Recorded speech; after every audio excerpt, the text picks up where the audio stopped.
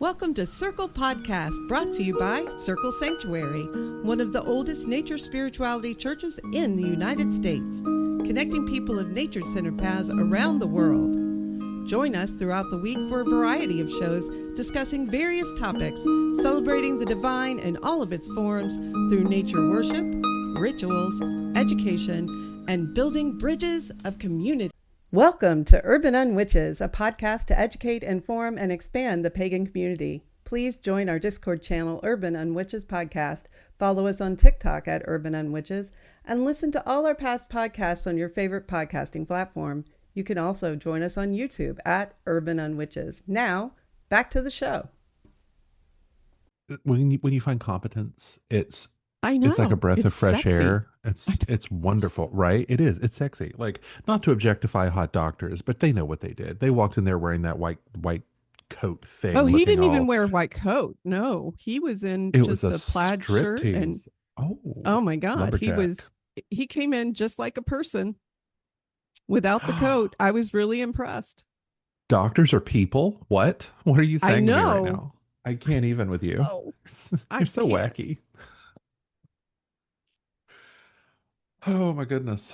So I'm excited about my new doctor, and I feel like I'm in better hands, and I'm much calmer mhm. than I've been, because when you deal with competence, you don't worry about what they're missing, Yeah. right? When you deal with incompetence, you think, what are they not doing that they should be doing? Yeah. And one of the things he said is, didn't he put you on a GLP-1? And I said, no.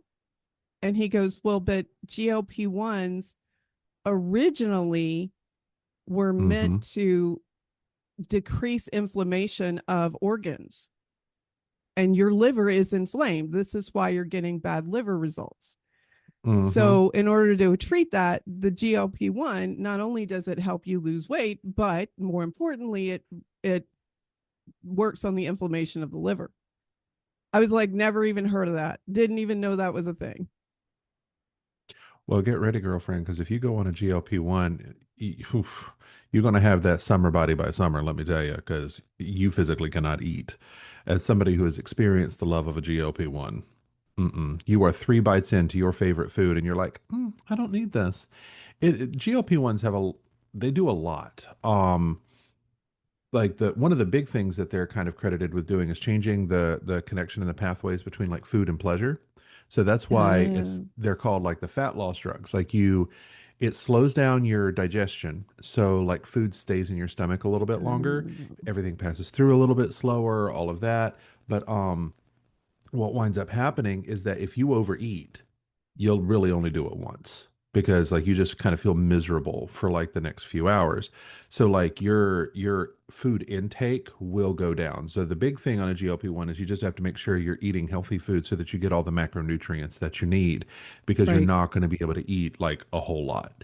Chris's ability to say no to Top Pot Donut has decreased with every day that we've lived in the new house. And you just cannot say, I mean, it's very good. Top Pot Donut, the donut game in Seattle is off the chain. I thought I knew donuts. I knew nothing. I was uneducated in the way of sugar, apparently.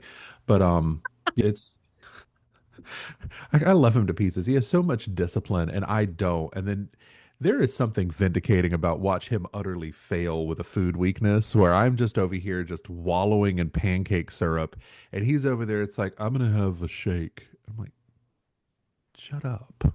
Like, you with your disciplined eating habits, going to the gym and exercising. I've tried everything to lose weight except diet and exercise. Like, God, what do people want from me? I've lost 10 pounds. That was one of the things that came out of this visit. I got on the scale and I'm 184, which is more than 10 pounds lighter than I've been. I was right at 199, and now I'm down to 184. And that's diet and exercise. That's what that is. So I wore a black sweater and there was a piece of white fluff, and it was driving me crazy. That's okay. I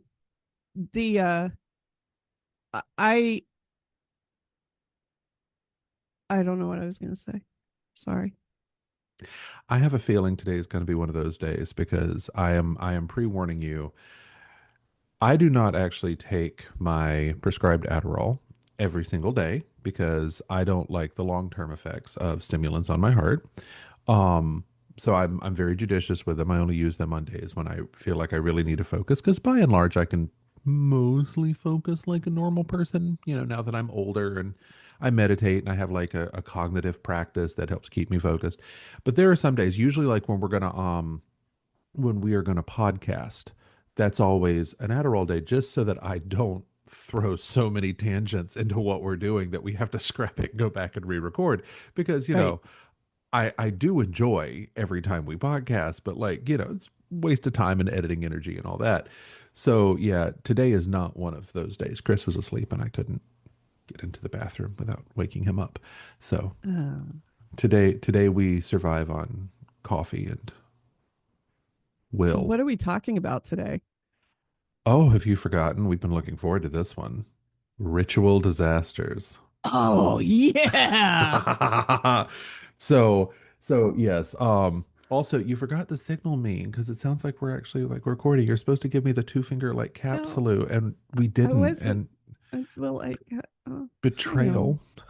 I'm sorry. I didn't think we would. I Yeah. never. Okay, here's the thing. I never know when we're going to start because it's Right, always right. different. And Yeah, so not true. I don't know usually until I listen back and I'm like, okay, we should start here.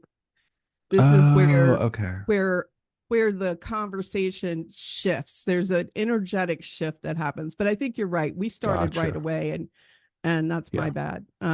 Okay. Well, as long as you edit it so that I sound like noble, like my life is worthy of being narrated by Morgan Freeman, then we're good. Like I trust you. Man, So, if I could well, have Morgan Freeman do uh my voicemail. narration. Yeah. Yeah, Oh, just voicemail. Ooh. this is Oh, the you're voicemail of Lydia Crabtree, also known as Dia. She's off podcasting and doing. Dia, your Morgan Freeman impression sounds like someone who mans a late night phone service. Just so you know, it's like low and husky. Like just gonna toss that out. I believe in that real time feedback. So speaking of Thanks. Morgan Freeman, though, just Yeah. so you know, because you may not have come across this in your digital travels. So have you ever heard of the YouTube series True Facts? Yes. Love True Facts. So he mimics Morgan Freeman's voice, and he did it so well that the Whiskers had him do a cat commercial, and it's the one that goes, No. "Hello, kitten," and then it's the older cat teaching the younger cat. It's like, "This is vacuum. It's always hungry." Like it's ridiculous. It's hilarious. But by far the funniest true facts he ever did was true facts about Morgan Freeman. Morgan Freeman, Morgan Freeman. It's absolutely hilarious. Morgan Freeman was born and then he became old and he stayed that way for the rest of his life. Every time everything Morgan Freeman touches turns to gold, which he Of uses course. to fund his desire to have a real Santa. Like it is ridiculous. It is so funny. I have listened, I've watched it like 30 times and I still crack up every time. I'm gonna have to Man's go find that. hilarious. I love True Facts. I used to watch it all the time. It's and you probably thought of that because I sent True Facts to you the other day. I said Mhm. I texted you True Facts. You said something about Oh what yeah, did yeah, yeah, yeah. You said true facts. Okay, gotcha, gotcha, I gotcha. I said? was like, Literally you didn't said True send me a Facts. link. You did, you No, did. I I said True my Facts. brain said she sent me a link when you said that, and it was, miscommunications. So Well, as for I part of want to check-in, do a I should okay. yes. Oh, I, so finish that thought. What was that? okay. The thought was that I wanted to give a shout out to the person who binged us. We've had someone write me and say that they binged all of our episodes at one time after seeing Oh, us on TikTok. And I want to reach out that to is that person awesome. right now and say thank you. We appreciate you very, very much. You're probably We why really we do. reached over 100 downloads. And that means we met a goal, didn't we, Dia? we did meet a goal. That was a goal, and now we're on to 150. That's where we're going. I 150, like it. 150 downloads in a 30-day period. That's where we're headed. So, There we and go. we're well on the Which way because we went to a 111 very quickly. Magic very for the nice. Resistance has been very nice to us. So, and I haven't even told Hughes yet to start posting. I need to put them on Facebook so he can repost. Hmm. So But seriously, that was a great episode. Like I oh, can't wait it to have was. Michael back on. I loved I his can't sense of either. humor. I was Yeah. actually listening to it on the way to work. Chris drove me in and dropped me off because we were going to do something right after work, and with traffic, it's just a nightmare. So we're listening to it on the way in, and Chris was cracking up. He thought it was hilarious. Like the part about like, can we be in a different timeline? This one's just so dumb. And I agreed. I'd forgotten how much my soul agreed with that statement. Like this is the dumbest timeline. Like Idiocracy should not have been a documentary. Like it's just dumb. Yep. Right? God. So, well, as So a check-in, just so you know, because I do need to yep. toss this out. So in the last week, our new house that we love, that we adore, that we're getting all set up and dustied up for Christmas, well, our furnace died and our ovens on the blink all at the same time. So we're getting a new furnace and a new oven, which means I'm going to have workers throughout my house over the next like 5 days. I have no idea the mess that is going to make because all of my Christmas totes with all my decorations are now in my living room. So they're working on my house while I'm working on my house because I have 2 days off and it's just going to be pandemonium. So we get to podcast and then I get to hit the ground running like a scampering squirrel to try and get everything put up before and get out of their way before they come in and start installing a whole furnace in my house. So it's a thing. I feel like I've given you the bad mojo of the house. I This sounds definitely so did not. familiar.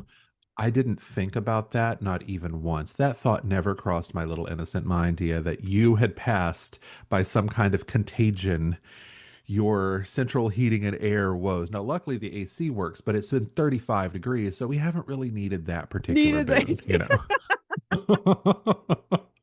Well, Tony, Oh. after the turkey from Publix, where he Mm, said, "This isn't as good as yours." And I went, "It takes me 4 days to make my turkey. right, Like, there's no comparison right. to the Publix turkey." And he was like, "Okay, I guess I need to fix the oven." So he's finally identified what's wrong with the oven and ordered the part. So there should be turkey for Christmas. Well, for Yule, Very nice. there will not be turkey from Publix again. I don't think. I think he's had I enough of that. I still can't believe you tricked me into judging you. That's how that narrative is going in my brain, as narrated by Morgan Freeman. Morgan Freeman. Um, Chris's turkey was amazing. Like it was so Awesome. amazing. I am so proud of my hubby. So this is the first time he's smoked a whole turkey. So like he's gotten into smoking, Oh. and my God, what he can do with a brisket is just divine. But this turkey was it was moist, it was juicy, it was everything. The outside was crispy. Like my mom Mm. fell in love. Like it was wonderful. Um, I'm not actually huge on leftovers. I don't Yeah, me adore either. leftovers. Yeah, but oh, I've been chowing down on that turkey. It's none shall be wasted. And we kept the smoked turkey neck because I have a friend who has started at my job, and he has never had like real Southern cooking. He is Egyptian and he's Muslim. And so obviously much of Southern cooking has like pork in it for added flavor and all that, which of Right. course we can't do. We can't So do. we're right. So we're gonna actually invite him over for like true Southern cooking. And he wanted collard greens. Weird bucket list item, but he'd never had collard greens, but I guess he saw it in a movie or something like that. And so we want to make him collard greens, but usually you use a ham hock or And something like hawk, that to right. flavor. We kept the smoked turkey neck. So we're going to use the turkey neck to What a flavor great the idea. collards.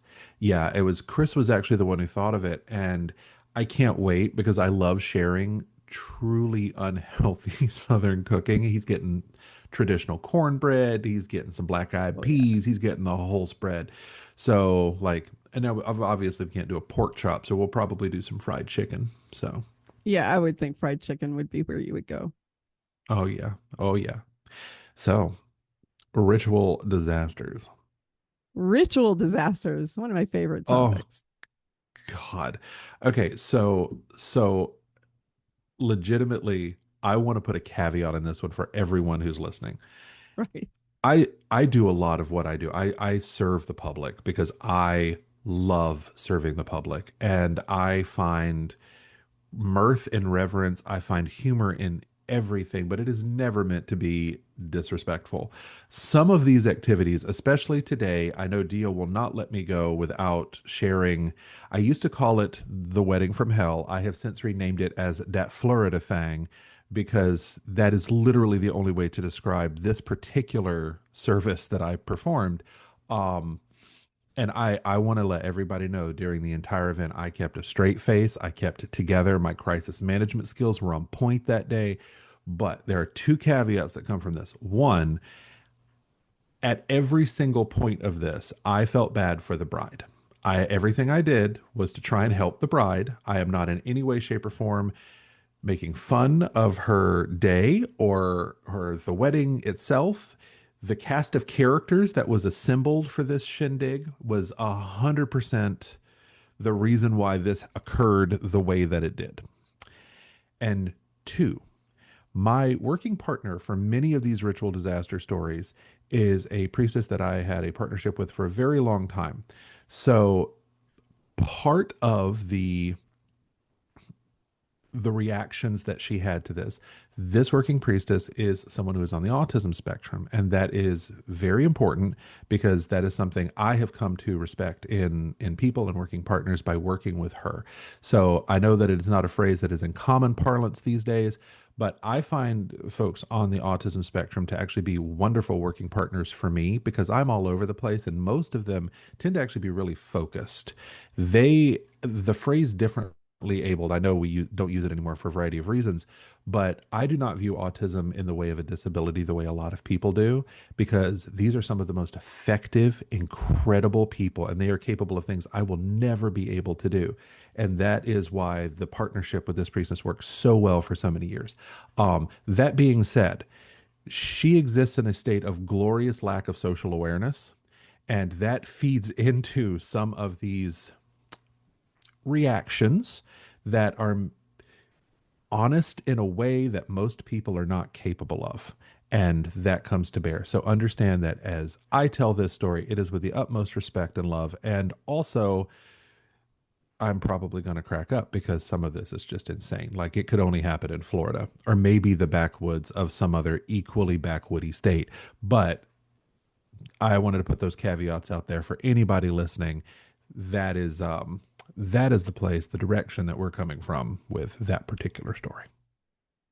Yeah, and I would say my caveat would be that not all, don't go to a pagan event and expect the hilarity and miscues to happen on your first attempt. Although somebody I'm sure went to one that went, whoa, Hmm. what was that?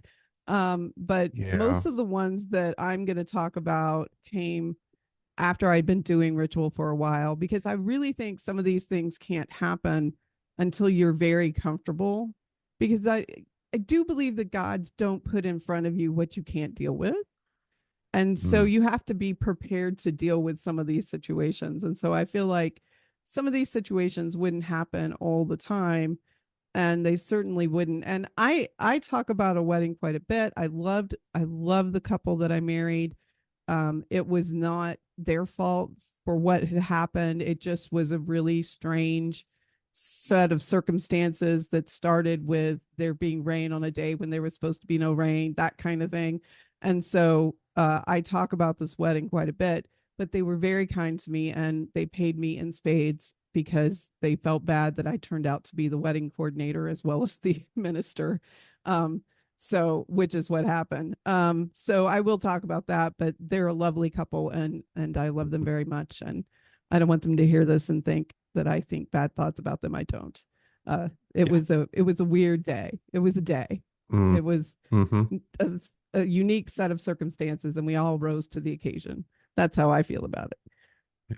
Um, so, and I also hope we'll just talk about memorable ones as Oh well, yeah. right?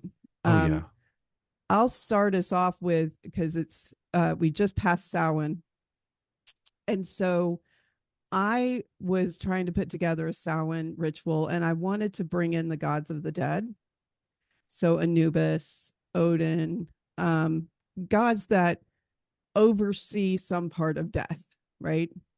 And I thought my thought for this ritual was, what if the gods of the dead got together and had a beer at Samhain?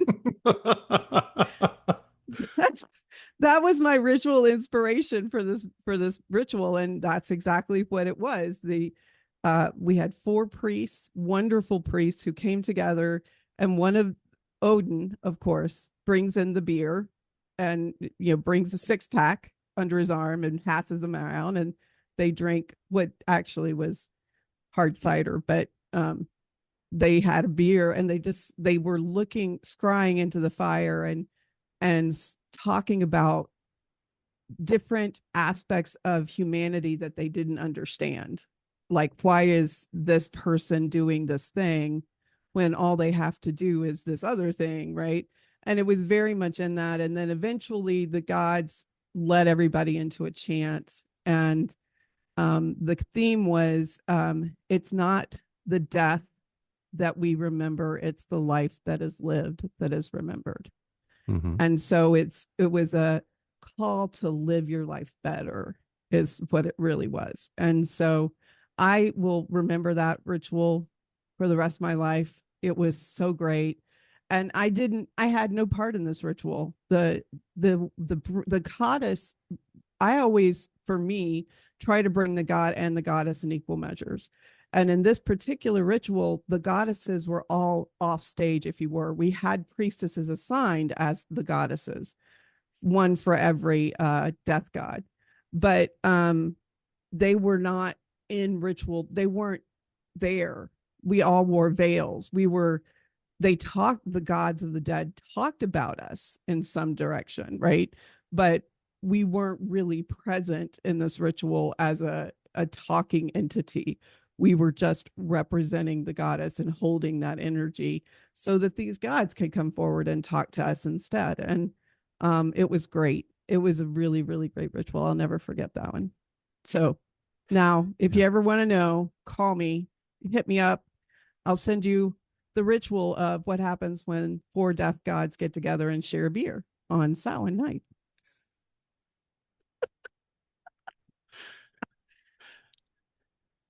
So I love Samhain rituals because it is such a heavy topic that if Yes. anything is going to be that toot at a funeral, it's going to be on Samhain.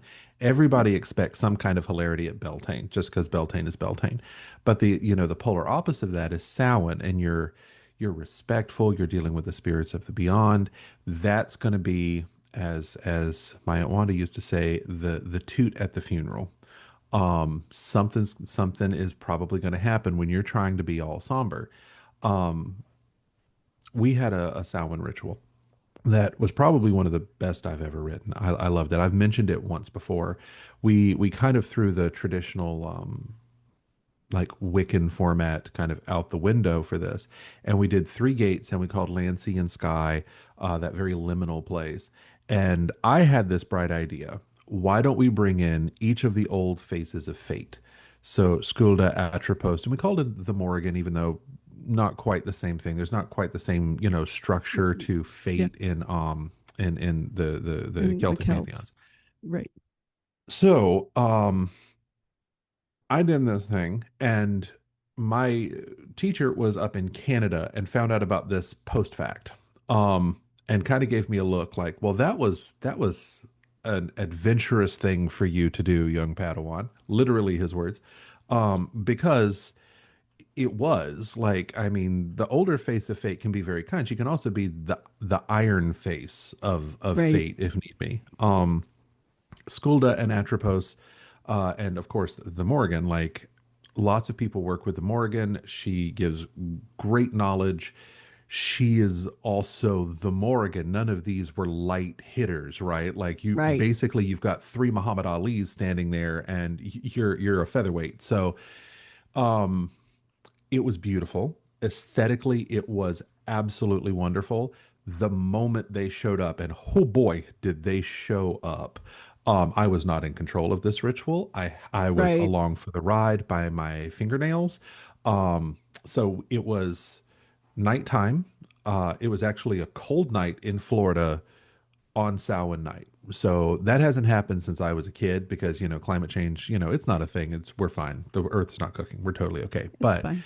yeah, we're fine. No, no, no. Put a smokestack on your truck. It'll be okay. So I may be extra sassy today because I had to sell something to a MAGA person yesterday and they were inundating me with political ideology the entire time. And I had to keep my face blank, which means my face said, "You're the dumbest person on the planet. Go catch fire." Because my favorite shirt for years was, "I'm sorry for what my face said while you were speaking. I cannot I don't have a poker face. I don't play cards unless it's Cards Against Humanity." So we're there. We have the gates. In the center, we have this iron cauldron. And we had worked out like how to use the copper powders and all that. We had Right. like 5 foot tall, maleficent green flames. Everything was perfect. The lighting was perfect. The ambiance was perfect. Like the ambiance is when you're trying to do something theatrical with a cast of thousands, that's important.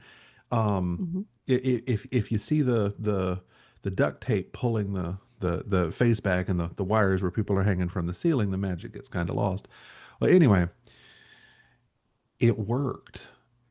I wasn't sure it would, but it did, and they showed up. And the idea was for each person to walk the spiral in the circle, and as they approached the gate, the goddess would give them a piece of wisdom. Right. The old face of fate wrecked some folks, like with all the Right. gentility of a bull in a Fabergé egg store. Like Hmm. we had some accomplished like practitioners who had been practitioners for a long time and they were shaken and pale by the time they walked out the other end. And I'm like, well, this was a fun house of intensity. This was, yeah, maybe I could have gone a different way on this one. We actually had a priestess who was visiting us, and when she came out the other end, she was just like, I mean, she couldn't speak for 20 minutes because she was processing what had been said to her. Right. And I don't know what was said to anybody because obviously you keep that close, you don't share it. But I would give my fingernails to know what wrecked some of these folks this way because they were changed. Like we actually had one person completely change their practice after that night. It was the only other time I'd seen something like that was the first drawing down I ever saw. A Yeah. very, very good priestess friend of mine pulled down Hecate, and I mean, we're talking Hecate was firmly seated. It was a very powerful drawing down. And that was the only other time I've seen a drawing down have kind of that level of effect. And it was almost entirely by accident because I will fully admit at that time in my training, I did not 100% know what the hell I was doing. So luckily, nothing caught fire, nothing disappeared into the ether, and a giant hole didn't open up and suck us down. So that's going to go as a win. It's definitely in the win category.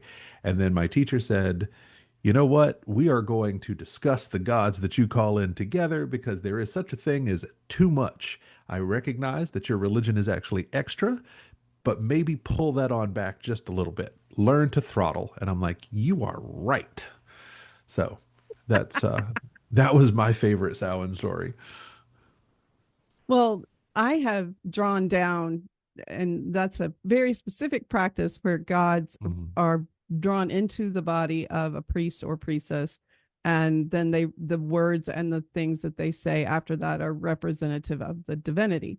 And this is a practice that some groups don't do, some groups do to Mhm. greater or lesser degree. It really it's really about the priestess and how willing the priestess is to give up her body and not be in Mhm. charge. and not be in control. That's a lot to do with it. And I had called, in my rituals, we call the goddess, and everyone calls the goddess they bring in. And I learned in this particular ritual, don't do that if you're going to draw down the goddess, because then what happened was I literally had Athena and the Morrigan arguing in my head about who was going to go first. And I'm like standing there supposed to be saying something, and all I can hear are these two women arguing about who's going to go first and why they should each go first. And I was like, oh no, what have I done? And then I was like, so then out loud, the only thing I said was, let Athena go first. I worship the Morrigan. And everybody went, what? Okay. And then as if you do a good drawing down, I believe you don't remember. And I don't remember what happened after that. But I remember saying that, and the looks on everybody's face of, why did she just say that? That's a weird thing to say. Let Athena go first. I worship the Morrigan. But I do worship the Morrigan, and I felt like she should go second, because I would have I just felt like she should go at the place of prominence because of my connection to her. So and I had never heard Athena talk to me before that day. So that was one of the times that I let myself go and came out with a bizarre result. Although a squabble at a divine family reunion in your head. Yeah. Yeah. Just, I think one of the things that bothered me about that situation is because this is why I'm a very monopolytheist. All energies are one energy, all goddess are one goddess. And this was the first thing in my world that said that is not true. Like, this was the first polytheistic introduction I had to these gods are separate and distinct, and they're not necessarily on the same wavelength. And them arguing, I was like, oh my God, they're two of them and they're not all one. And holy shit. So it boggled my mind, for sure. The other thing that other time I had this happen now. So for those of you who don't know, I was raised by a Christian, what I call a Christian mystic, somebody who was definitely a Christian, but also knew the psychic arts, and she called them being a seer. And so I was actually raised on her farm much of my life, and was taught how to do these arts well before I became a pagan or a witch, because this was just part of my, I had the sight and was identified as having the sight at a very young age. And so I was trained with that from my grandmother from a very, very young age. So consequently, when I went into pagan circles, it was not unusual for me to walk into a circle and then not remember anything from the ritual. So one day there was a woman doing firewalking, and I wanted to firewalk really bad, but I can remember it was $100 to firewalk, which back in the day was a lot of money to me. And so I had made these earrings that I had in my ear, and I was like, okay, I'm going to go barter these earrings. And I go up to the woman and I said, hey, I don't have $100, but I have these earrings and I made them and they mean a lot to me and I would like to give them. And she said, keep them. And I said, no, you don't understand. I really want to firewalk. And she goes, no, you can firewalk. Keep them. You've already paid me. And I went, what? And she was like, yeah, don't you remember last Samhain? I said, okay, well, here's where I tell you, no, I don't remember last Samhain. She said, what do you mean you don't remember? I said, well, it happens sometimes. I go into ritual and then I don't remember the ritual. And I just assume that the gods have spoken through me and I leave it at that. And nobody came and told me I did anything crazy. So I count that as a win. And she goes, you brought in my dead husband. So what had happened was her husband had just died. and she was considering unaliving herself.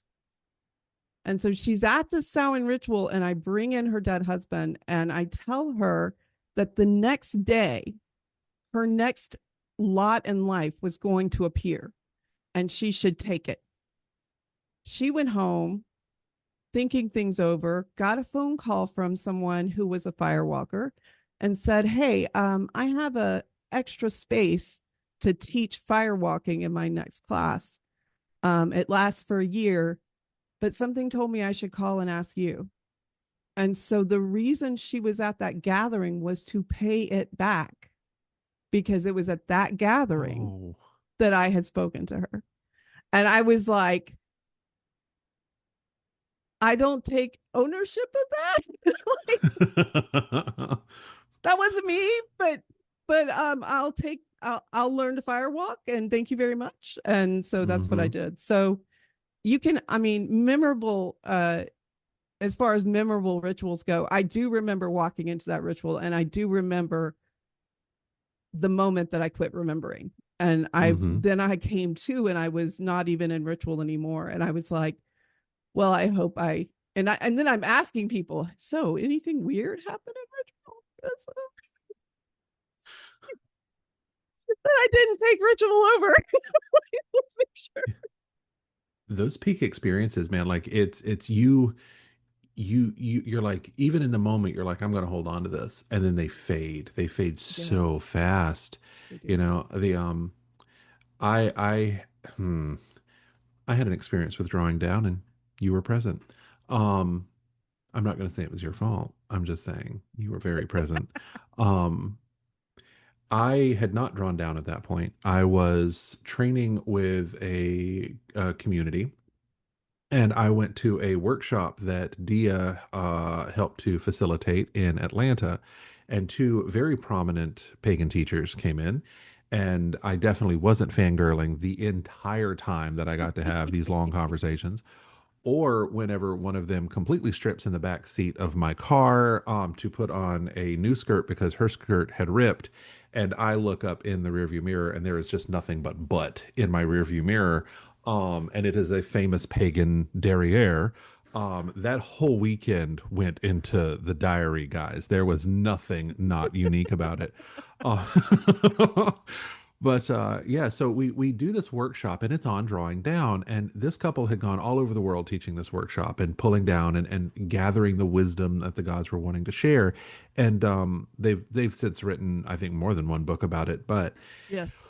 who buddy. So they teach this technique for drawing down, which I had not until that time ever done before. And because they knew the tradition that I was a part of, they knew the founder, the mother of that tradition, and they knew the high level of training that came along with it, they assumed that I had been taught this. And I mean, naturally so. The thing is, though, my tradition didn't teach drawing down until later than some others teach.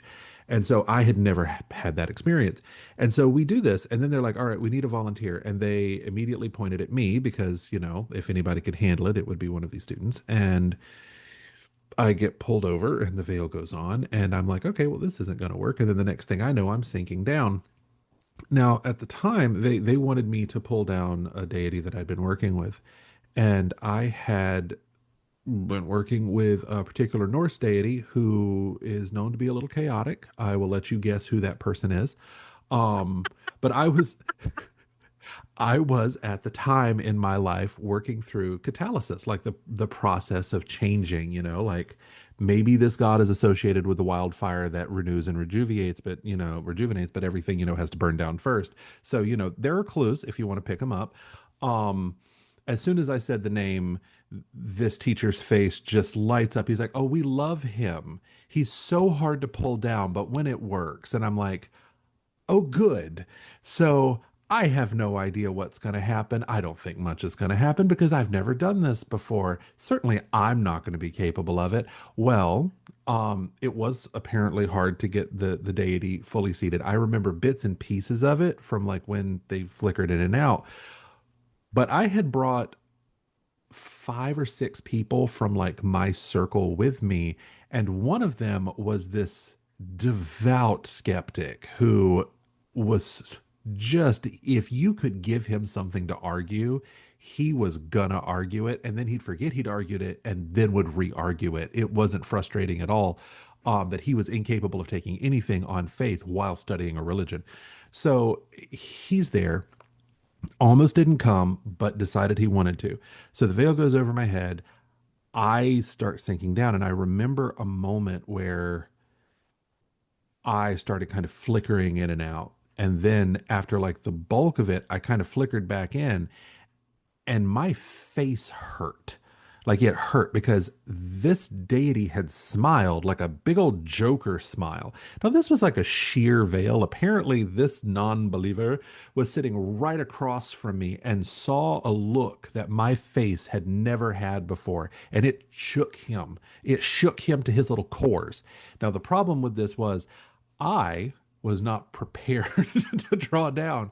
I had to drive back to Florida from Atlanta in Atlanta traffic right after I had drawn down. And the only aftercare I got was a cup of juice and a piece of chocolate.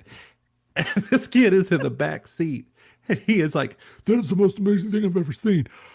What did it feel like?" And he just peppered me with questions. On top of that, I have this little fear of bridges, and my passenger also had a fear of bridges, and we got stuck on a bridge because of traffic. So we're sitting there on top of this bridge. I have just drawn down less than 2 hours before. I have not had a chance to stop. I am not 100% in my right mind. He's in the back just throwing questions at me. Y'all, I made it home. I don't remember most of the trip home, but I know at one point I turned around and I yelled. And I don't yell, I'm not a yeller. I am not a caustic person most of the time. If you have pushed me to the point where my Zen utterly cracks, it is dramatic, it is loud, there is bad language involved, but you have to push me really far to get me there, right? Like I'm saucy, but I'm not like mean. I'm not like explosively tantrumy.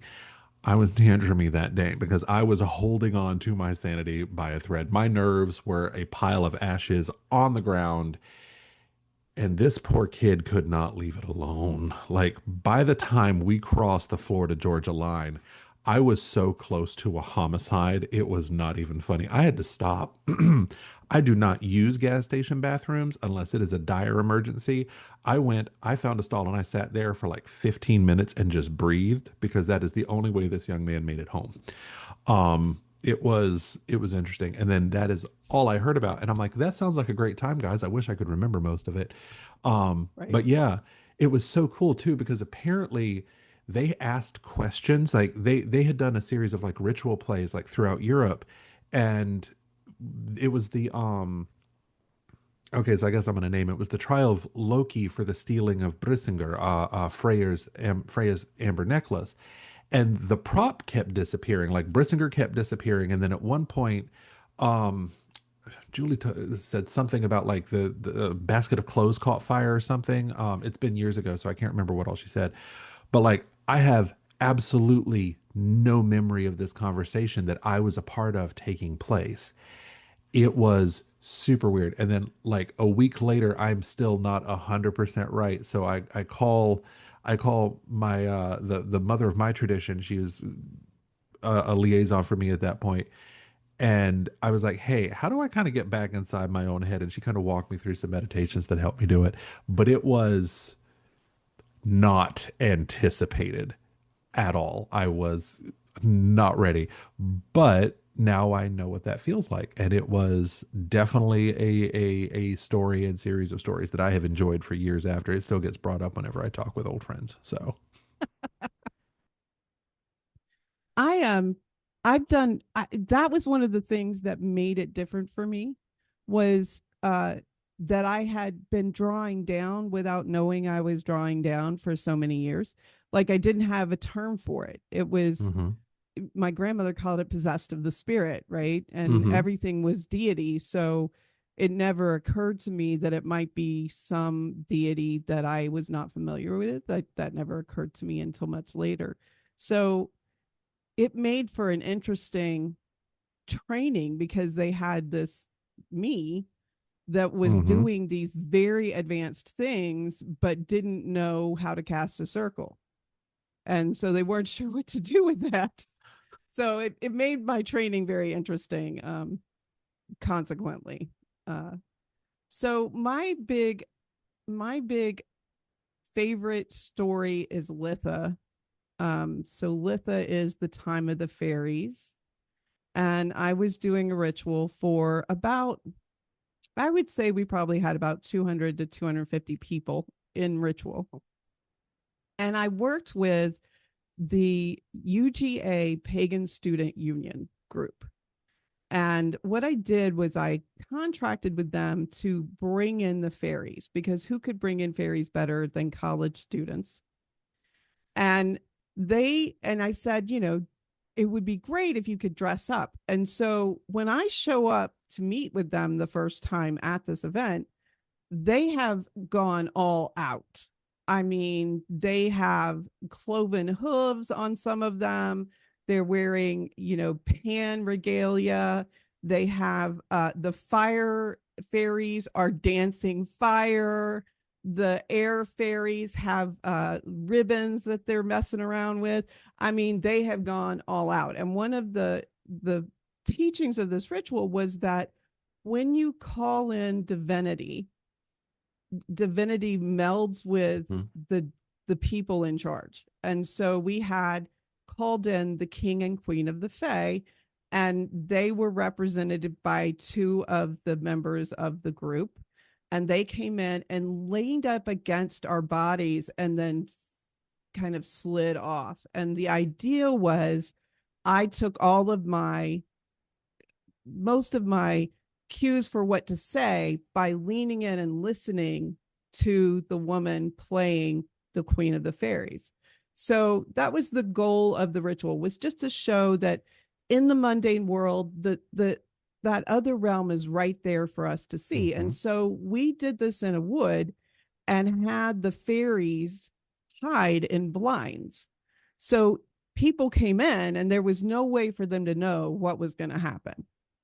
So the first person goes to the east and calls the eastern fairies, and out from behind this blind come fairies with wings, big wings, dancing, and they come into the circle, and everybody's like, ooh, ah, right? And then they call the south, and here come dancing fire fairies, right? I had to nix the swan twirling with the wands. Like they had both the what do you call it when they are on the balls on the end of string? They had poi. They had poi, yeah. And then they had lanterns that they could hold in their hands. And I was like, you can't do the poi. We might set something on fire. So you have to do the lanterns. So they're dancing with these lanterns. One had a lantern stuck on her head that was lit. It was fabulous. It was beautiful. I had decided that we have to give a gift to the Fae, because that is something that you do. And what you give to the Fae is honey and buttermilk. It was Litha in the South, which means it was hot. And I had put out on a very small altar, because the Fae are really small, right? I had put on a very small altar this cup of buttermilk and a spoon that had some honey in it. And so once the fairies got in, they were supposed to go over and find this offering and then partake in the offering. And the first earth fairy just knocks back this buttermilk that has soured in the sun and then spits it out all over a ritual space, right? Just all over the place. And the people who were in ritual, we had people calling the quarters, and we had a bunch of people just playing parts, and they were told to ignore the fairy. No matter what the fairy did, do not respond. So now I have a fairy spitting buttermilk all over my ritual circle, and I'm ignoring them. Like, that didn't just happen. I don't know why everybody's laughing, because and so I look around like, why are you guys laughing? I don't understand what's going on here. So the fairy who took the buttermilk couldn't get it out of his mouth. And so he runs over where there are open wine bottles on the ritual altar. and decides to steal a bottle of wine to get this out of his mouth. I mean, really, it was his own self-preservation. So he chugged that back. But when he did, he knocked over a candle on the altar. And the next thing I hear is fire. There's fire. And I turn around and the beautiful arrangement of litho flowers is full on firing over there. And I run over to the altar. I grab the flowers, I throw them on the ground, I stomp them out, and I go, damn fairies. And then I go back to ritual. And that is one of my favorites to this day. The ritual is it's very involved. We had 2 fairies in every quarter. We had 2 quarter callers, and it was very involved and had a lot of people and a lot of moving parts. And it really turned out really, really, really well. And I was very fortunate. And I at the time was not even a first degree, which is a big deal in the group that I was running with. And I had a man come over to me after the ritual and say, "My lady." And I said, "Oh, I'm not a lady." And he said, "What do you mean you're not a lady?" And I said, "I mean, I'm not a third degree. I'm not even a first degree." And he goes, "Who is your teacher?" And I point to Dick Sells. I just point to him. And he stomps over to Dick. And I, to this day, don't know what he said to Dick, but Dick looked so offended. I was like, "That's right. I'm the bum. You forgot. Now you know." He would later say that he can't take me anywhere without me being impertinent, even when I wasn't trying to be. I was like, can't help it. I think one of the big disappointments of my life is I never got to meet Dick Sells.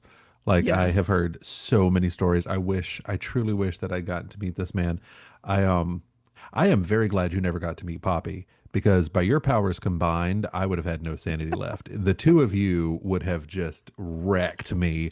I could just see you guys running all over the place, getting into nothing but shenanigans. It's like Thelma and Louise or a spinoff of the Golden Girls. You ought to have had entirely too much fun. Well, so I have kind of a twofer. So I think I should probably go ahead and share the wedding story, since I think you should. that is my most sprawling one. So picture it, Sicily, 1942. Um, Basically this was a wedding. We had this public group, and it was, I mean, it ran for like 9 years. It had a lot of people, a lot of moving parts. And in like the first third of the life of this group, we were really kind of beginning to gel. And we had this couple start coming in, and they were an odd couple. I'm not gonna lie, they were an odd couple. She was very loud. She asked questions at really weird times. But I mean, by and large, we were filled with unique and odd people. You get used to other when you're teaching public classes in the craft. I've had people show up in Superman costumes to classes before, so like you get used to it. It takes a lot to put a ripple in your martini. Well, these two had been dating for a while, and they had decided that they wanted to get married, and so there was the proposal and all this, and they decided they wanted a hand fasting. But then her family threw a big kerfuffle. He by and large didn't have any family, so it was pretty much her very devout, I think Southern Baptist, if I'm not mistaken, family, and they were not at all happy that she'd been attending classes on paganism or any of this, and certainly not happy that she had been participating in pagan circles. Okay, well, we were happy to do a non-denominational wedding. We were happy to do whatever she wanted, and she did ask us to do it. But she wanted to do a hybrid. She wanted to have a Christian component and then a hand fasting component. And I'm like, okay, we can totally do this. So I set about writing the Christian component of it, kind of non-denominationally Christian, and we were gifted. So the tradition that we were a part of had a hand fasting ceremony. Now, every ritual that is written by the mother of this tradition, this was her hand fasting ritual from like 50 years ago that had become like the tradition's hand fasting ritual. It's not lightweight. Like, she does not know how to write a lightweight ritual. the woman is not capable of light conversation. Like she just, you sit with her and she sees through you, and then there's this deep conversation. It's just a thing that happens. And we got this ritual a little later than what we probably would have wanted to, but it eventually got sent to us. And the night before the wedding, myself and the core members of my group who were going to help me put on the hand fasting, they were going to help me call the quarters and all that. We're reading through and we realized, oh shit, this full on calls in Hera. Like, not a little bit either. Oh my. Like, straight up Hera. And I'm like, this is a choice because by this point we had worked with this couple enough to know that things were not there was something going on in the state of Denmark, right? Like there were some a lot of miscommunications, there was a lot of little dramas just kind of simmering, and if I'd been more experienced, I might have said maybe we need to rethink this. But I didn't have that sense of self-preservation. Kyler's very much a throw himself into the fire kind of person. And that's really what it felt like because there may have been some fire involved during this as well. Um, so we're going through and we're reading this, and I'm like, oh, this is gonna be a thing. It was a thing before we got to the hand fasting part. So I felt so bad for this bride because her family came together to create an event that was like a skit from HeeHaw. If any of you guys are old enough to remember the variety show HeeHaw, that's what it was like. Um, the wedding planner coordinator person just decided not to show up. She didn't do any of the things she was supposed to do. We had given very specific instructions because at this point, I'd done like over 30 weddings. Like I was kind of a wedding veteran. My mom was a pastry chef, so we used to cater. I have done every component in a wedding, including being a groom. Like there's not much that can happen at a wedding that I don't have a skill set to meet in the moment if I have to. I was already putting on a lot of moving parts, and then one by one by one, domino of things going wrong began to proceed. So, one, and this will come into play later, the bride was given very specific instructions about her makeup choices. She was told to bring a waterproof mascara. Ladies, if you're going to get married, handfast at anything, and you are the person jumping the broom, if you're going to wear mascara, it needs to be waterproof because this is supposed to be the happiest day of your life. You're probably going to get swept away with emotion, and tears have moisture in them. So again, this bears into later. So I knew something was up when the groomsman got there and he wasn't talking to anybody. He just stood over there and he was a big guy. We're talking like 6'5". Like he dwarfed me. He made me feel like a petite, and that doesn't happen very often. But he's standing over there just kind of glaring. And I'm like, are we about to have like a situation? Like the energy this man was putting off was not, I'm happy to be here at my friend's wedding. And I found out that he didn't know the groom. He was the maid of honor's boyfriend. They had not been dating a particularly long time, and somehow he got roped into this. So he is the groomsman at a wedding to someone he does not know. He is in a suit. He did not know this man. Also had no idea that there was a pagan anything going on, and he was not happy about that. Again, I think a devout Southern Baptist suddenly at a place where a pagan ritual is about to happen, and he's going to be kind of a part of it. So not happy. Also found out that mom, the bride's mother, they had to arm twist the local sheriff to let her out of the detox tank because she had taken too many methadone and had crashed into a stoplight the day before, and the Narcan was not 100% effective. Mom kept nodding off. And mom was a linchpin for a lot of this because a lot of the things that needed to happen, mom was supposed to do. But mom was kind of tripping the lights fantastic. She wasn't 100% there. Dad had been suffering from Parkinson's for a while and was just so thrilled he was going to get to walk his little girl down the aisle. It was a whole thing. One of the nicest people I've ever met. That dude was super nice. Mom forgot his tux and his walker. Don't know how he got to the fellowship hall, but he got there, but couldn't walk, didn't have anything to wear. The bride was there. And while we're all setting up, I got to meet the person who was catering the event. Okay. If any of you have ever seen the show Boondocks and I say the name Uncle Ruckus, you're going to know who I'm talking about.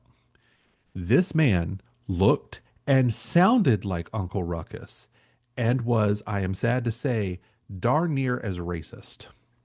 He was a very unique man. And for someone who was catering, could not tell the difference between overcooked beef and undercooked pork.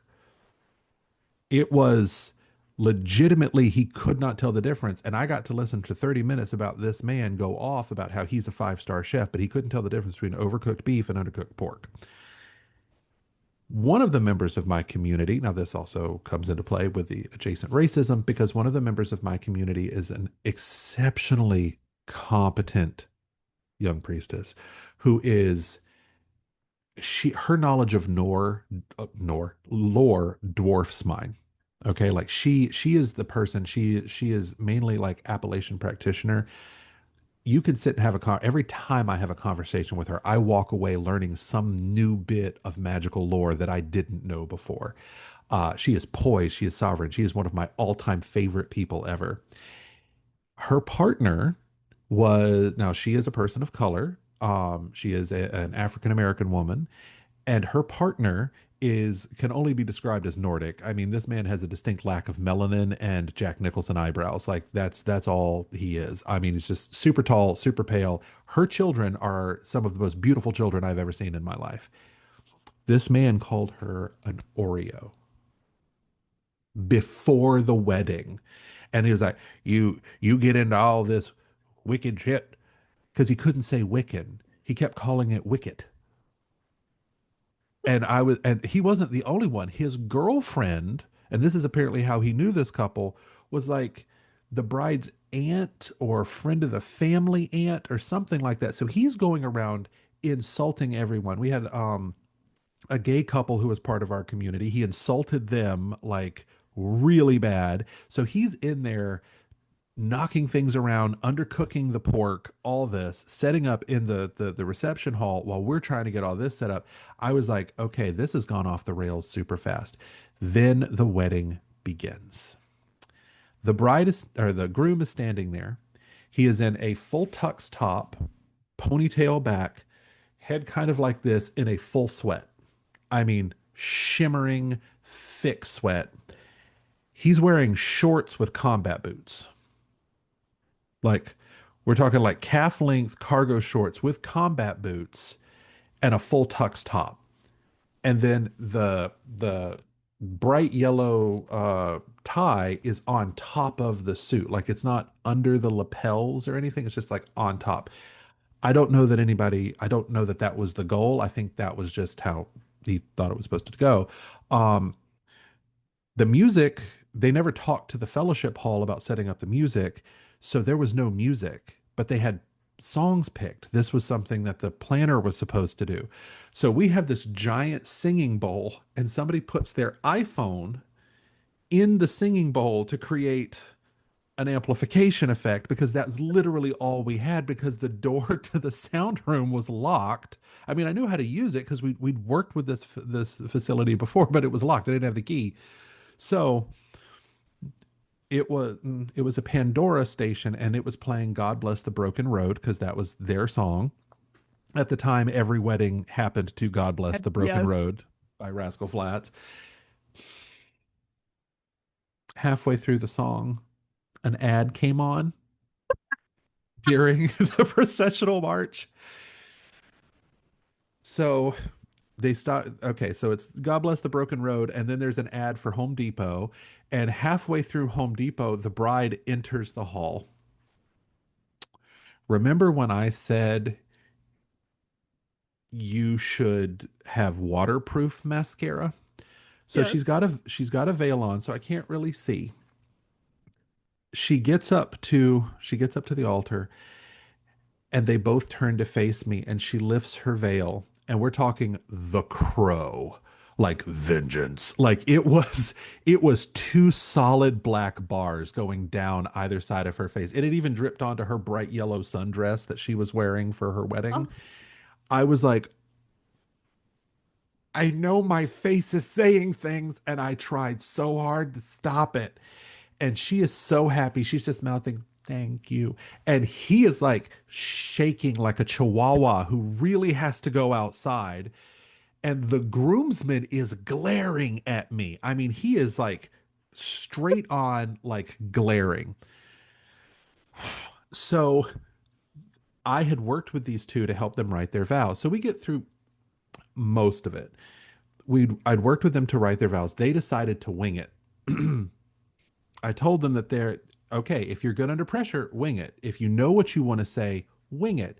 Otherwise, write it down, because if you're standing in front of a group of people and you're not used to public speaking, you freeze. Whether it's your wedding Right. or not, like not everybody reacts well to that. So I'm like, at Right. least have like key points on a piece of paper that you have.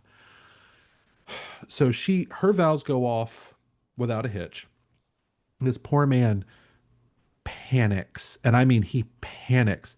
I um love you. He formed it almost like a question. Like it didn't sound like a statement. It sounded like a question, like maybe this man had been kidnapped and he was there and he just didn't quite know where he was. And it's like, and the things that you do for our family, again, like a question.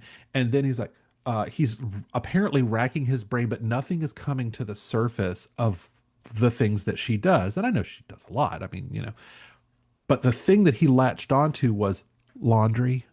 You do laundry. I was like, hmm. Now here's the thing. Remember when I said that I worked with a priestess who was on the spectrum? I start hearing this kind of cackle brewing from the back, because this woman knew that she didn't know what was wrong, but she knew that something was not right. And if something's not right and it's awkward, a lot of times there's that kind of hysterical laughter reaction. And that was the toot at the funeral. Like, it became a thing. So there's this like low level witches cackle happening 3 rows from the back, and he's talking poetically about laundry. And this very tall man who looks like Jack Reacher looks like he wants to separate my head from my body. We're talking grace under fire here. I got through that ritual, and we finally got to the point where it was time for the bride to kiss the groom. And I say it that way because I'm like, and now for the first time as man and woman, you may kiss your bride. She wasn't waiting. Before I finished the sentence, she grabbed the back of this man's head, dove in tongue first. Like, I swear I saw tongue like pushing his cheek out. Like, I mean, he damn near stomped. Like, I thought he was going to suffocate, but she was very moved by the spirit of love that day. By the time they turn, I look over, the groomsman was gone, and the door to the sanctuary was swinging shut. That man ghost recon. He was 6'5". He was standing 3 feet away from me. I am very present and aware when I'm doing anything of ritual service. That man's energy was gone so fast I didn't notice, and the sanctuary door is swinging shut. And I'm like, oh, thank heavens. Oh, all the gods above and below. We've made it through. This is gonna happen. Good. They start walking down the aisle. Now, okay, so there's some symbolism in a traditional wedding that is very important to me.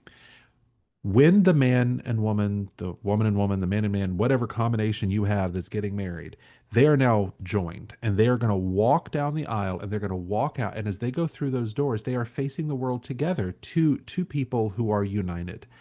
That recessional, that is super important to me, because that is like some of the cleanest, most beautiful symbolism that the Christian wedding ceremony has, because there's a whole lot of like I give you and all that and ownership things, which by and large I try to write out of the ritual, but there was still some there. um Mama, remember, still from the methadone the night before, she stops them 3/4 of the way down the aisle, because there's wedding gifts. And this is the time that she has decided the wedding gifts have to happen. Only when she wrapped these wedding gifts, she used like packing tape, like Teflon tape. Nobody had a pocket knife. It's the South. I don't know how nobody had a pocket knife, but the only knife in that building was my Athame, and you're not using it to cut packing tape because that's my Athame. So like it was a thing. So they are sawing their way into these wedding gifts with a key because mom would not allow anything else. And they had the gift that she had gotten, she'd taken a family photo and she'd had it printed onto a big throw blanket, but it didn't turn out super good. So like every member of this family kind of looked like Slaw from the Goonies, like it wasn't a good print. And so she's holding it up and she's super proud. And the bride is like, oh, and mom is like, don't you love it? And she's like, uh-huh. And then we finally get to leave the sanctuary and we walk into the reception hall. The only thing they had to drink was a bubbling fountain of blue Hawaiian punch. Um, my priestess friend had allergies. And again, not always so subtle. Uh, well, what the hell are the rest of us supposed to drink? May have erupted out at volume. And then there was the undercooked pork and the way overcooked beef and the ant and the kind of pseudo ant and then the five-star chef Uncle Ruckus guy were full on screaming at each other in the kitchen of this reception hall in clear audible range of everyone. They stormed out, took their argument out into the parking lot of this fellowship. They sit down, the bride and groom cut their cake. They're sitting down and I'm like, "Oh my God, I'm so exhausted at this point. This whole production has taken 4 hours of my life I would never get back." And then I hear a sound of alarm because I had stepped out to use the restroom and just have a seat outside to catch my breath, gather my spirit because I knew it wasn't quite over yet. It was on the downslope, but it wasn't quite over yet. Mom had passed out and fallen face first into the cake. Oh my God. I Oh, I hear more commotion out front. Uncle Ruckus the chef was trying to drive away and Auntie was standing in front of the car yelling at him. oh my goodness. And I'm just like, what Twilight redneck world am I in right now? Because even for Florida, this is extra Florida. It was insane. I've never seen anything before like it and never seen anything since like it. And when I say that I was stuck there, like everybody who was going to help pick up got into an argument and left before the reception was even over. So myself and my circle had to clean up the reception hall, which was the one thing we weren't having anything to do with. But the bride is standing there cleaning up her own reception, crying. And Oh, I'm like, my heart could not with that. And so, like, we stayed, even though I was exhausted and my feet hurt, and I just wanted to go have several very strong adult beverages. Um, but there we go. That was that Florida thing, which is the dang. only way I can describe this wedding. My crew did a great job. We did what we could with what we were given. And there was also a minor small fire incident with the wicker broom and the jumping and but that I just don't even have the strength to go into that portion. But Oh yeah, my God. that was the day. That was the day it set a standard. And so now if I see any of the warning signs that I saw from that day, immediate break, we're having a conversation about preparation. So, Well, yeah. my wedding is eerily maybe it's a southern thing. Oh my God. I hope not. That I doesn't am bode well for the continuation of the species, Dia. oh no. I'm always surprised that the South has continued to survive um despite itself. I got asked to do this wedding by this couple that I knew and it Mm-hmm. was fine and we were going to have this beautiful outdoor wedding. They had created a bower to do the wedding underneath and I had gone out. It was a beautiful day. There was no water supposed to happen. And I had set up everything outside. They wanted a full on pagan wedding. They wanted to cast the circle with a sword. Mm-hmm. I mean, full on pagan wedding. And so then it starts to rain. And so we are at a historic home, and they decide to do this in the doorway between the formal dining room and the formal living room. And the formal living room is where everybody, and I mean, they were sitting on top of each other. All these people just crammed into this formal living room to face the dining room. And I was in the doorway with a table that we had pulled in from outside that was now wet. And the bride comes down and goes, I wanted my bower. So I'm like, okay, go get the bower. And they're like, what? And I'm like, just pick it up and bring it inside. We'll take it out. It'll be no problem. So they do. They bring in this bower, and it is taking up all the room, right? And I have everything laid out behind me, including a sword. And we're waiting on the bride and groom, who have been taken by the photographer and are now missing in action. Nobody knows where they're at, what they're doing. Turns out later, I find out they were having their meal upstairs, full on meal, while we all waited around for them to come downstairs to have this ritual.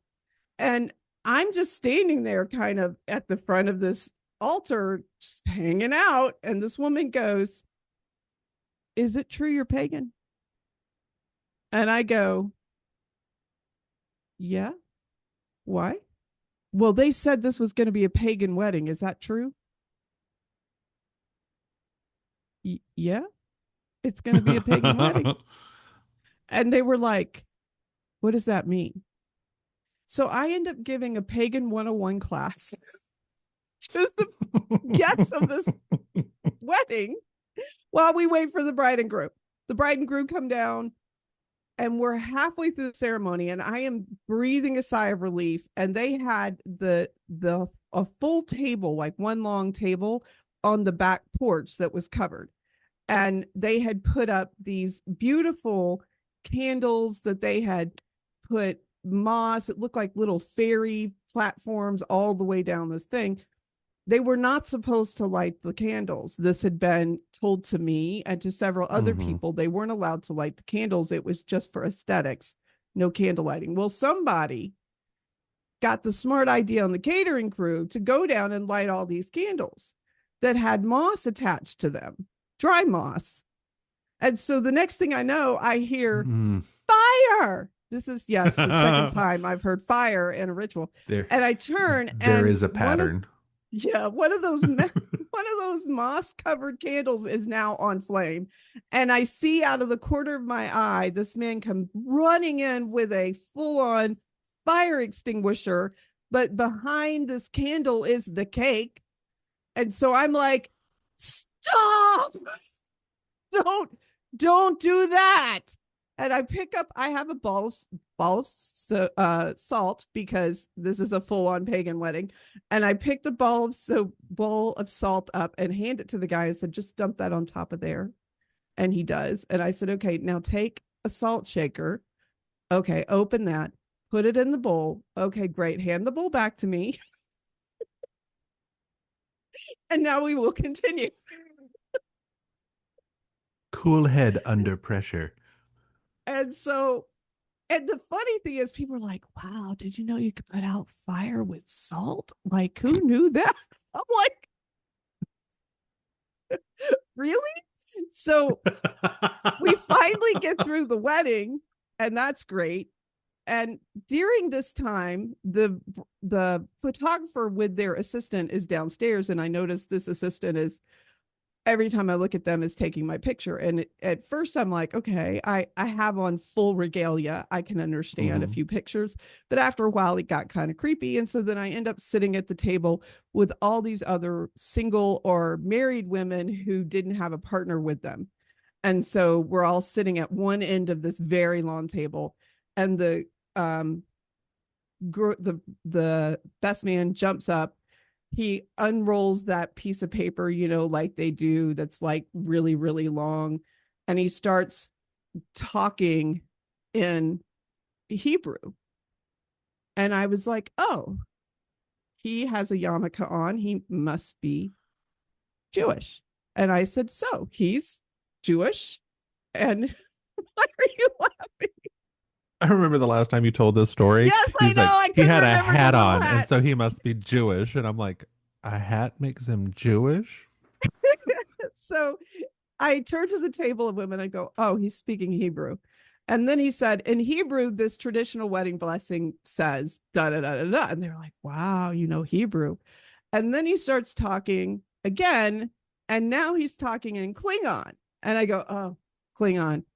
And the table's like, Klingon. I'm like, yeah, it's Klingon. Now, if you've heard Klingon, you understand that all you have to do is hear it once to know it. Mhm. Like, it is not, it doesn't sound like anything else. And so he says in Klingon, this traditional wedding blessing means blah, blah, blah, blah. And they were like, wow, you're pagan and you know Klingon and Hebrew. And I'm like, y'all really need to get out. I don't know what to tell you. And so finally, it's like by this time, we are at the end of this reception, and I'm like, I am getting out of here. And it's now near 1:00 because we waited for the bride and groom long enough for me to give a 101 class. My 101 class is an hour and a half. I gave the whole class waiting on the bride and groom. So I'm leaving, and someone grabs my hand and spins me around and says, Lydia Crabtree. And I went, yes, that's me. And she goes, I've been trying to figure out who you are. It was the photographer's assistant who couldn't stop taking my picture. It was because she couldn't remember how she knew me, and she had read my book. She was like, you wrote Birthing Hereditary Witchcraft. And I'm like, that's right, I did. I'm glad you read it. Please let me go. I just want to go. So that was my wedding. Yeah, it was crazy. That was a crazy, crazy wedding. It is supposed to be the happiest day of someone's life, and I know you are like this, just like me. We do everything in our power to make that be the happiest day of their life. But fate, the gods, and people are very creative at the challenges that they throw our way. Like, I seriously, I have never felt more accomplished and like, okay, I've got this life thing under control when I'm on the other end of a really difficult public ritual that just it's going to go off the rails. I'm like, I can handle it. You know, I am one of the God's strongest warriors. Look at this. And then, you know, I crashed my car on the way home, but still, like, it's great. I got paid to do a wedding, and you can hire me on my website, Mm. revdia.net, and I will come do your wedding. Well, so this woman hired me, and I drive out, and I mean into the woods, like, and I'm like, pull up to this house, and it's one of those old Southern houses, right? Like a That cracker was house? like a plantation house, like that kind of big Oh. house, but it had not been well kept, and definitely had Mm. become like everybody lives there kind of thing. And I was like, they were like, who are Mm-mm. you? And I'm like, I'm the minister. And they were like, oh, cool. And so Mm-mm. I end up doing this ritual, but nobody but the bride and groom knew it was going to be a pagan ritual. So Oh. I go down there, and they're like, so what denomination are you? And I'm looking at the bride, and the bride just keeps smiling as if that's going to make this better. And I was like, I'm pagan, like the bride is. That set off the whole thing, because now everybody knows the bride and groom are pagan, Mm. and nobody knew that. And then one of them pointed at the bride and Mm. went, that's why she's wearing black. I get it now. Oh my God. It was crazy. And she forgot her broom. She had bought a special broom to jump over, and she forgot the broom.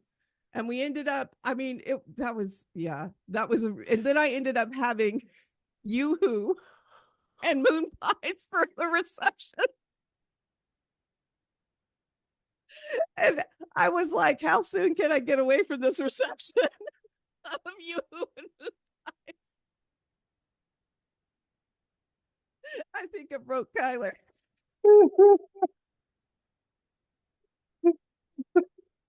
Oh, her dress was beautiful. It was black, but it was beautiful. Yoo-hoo and moon pies and blue Yeah. Hawaiian punch. Unique takes on cakes and ale, folks. Oh my God. Holy in the South. Jesus. God, how did we almost win the war?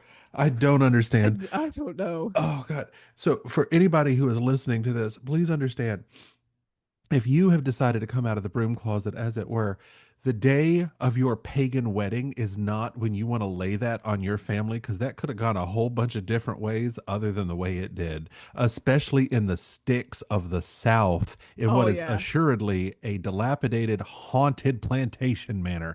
Okay. Yes, like it was crazy. the plot was set, the stage was set, the serial killer monster thing was in the woods with a machete. Like that could have happened a whole different way. Oh my Well, God. and I, Yoo-hoo and to moon be pies. fair, I feel like I fulfilled the brief, because by the time I was finished, we weren't being looked at like we were totally crazy.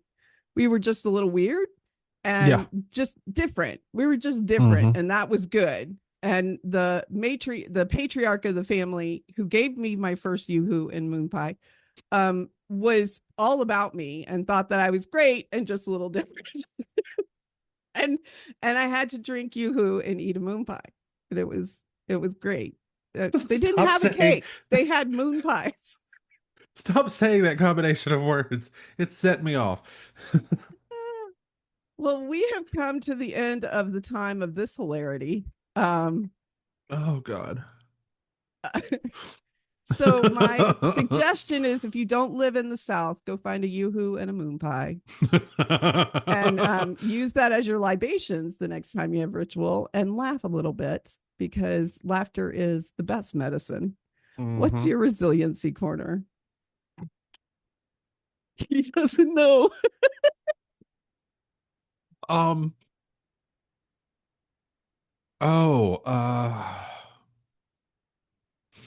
If you are going to get married, do a walkthrough first. For the love of all the gods I know by name above and below, have an idea of what is supposed to happen and make sure that your music is taken care of. Do not entirely trust anything to someone else. Have them give you a report and a firm commitment they're going to be there that day, and determine whether or not for cakes and ale you have yoo-hoo and moon pies. I thought my wedding story was killer. You broke me.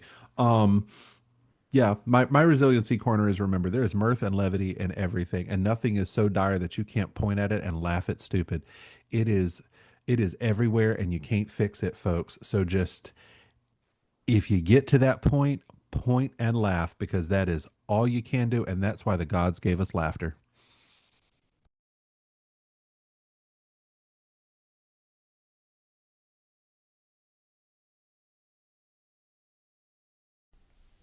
Thank you for listening to Urban Unwitches. Please reach co-host Kyler Petrie and Rev Dia at urbanunwitches@gmail.com. That's urbanunwitches@gmail.com to suggest topics for shows or comment on past episodes. Please join our Discord channel, Urban Unwitches Podcast. Follow us on TikTok at Urban Unwitches. Follow us on YouTube at Urban Unwitches to watch all episodes. And listen to all our past podcasts on your favorite podcasting platform. Rev Dia is a witch for hire as an officiant, life coach, astrologer, geomancer, and medium, and can be reached at www.revdia.net. See you next time. Thank you for joining us on the Circle Podcast, presented by Circle Sanctuary, and produced for all who follow nature-centered paths. Join us throughout the week for various programming connecting with the community around the world. Please don't forget to watch for updates on the Circle Sanctuary website at www.circlesanctuary.org. Follow us on Facebook at Facebook.com/Circle Podcasts. We can also be found on your favorite podcast hosting sites, such as iTunes, Spotify, and others. Until next time, many blessings.